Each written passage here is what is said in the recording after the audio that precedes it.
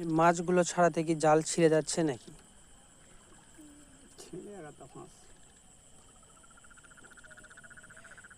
আপনার এই 400 হাত জালে এখন মানে বাজার দর কিরকম? 4000 খরচ হবে।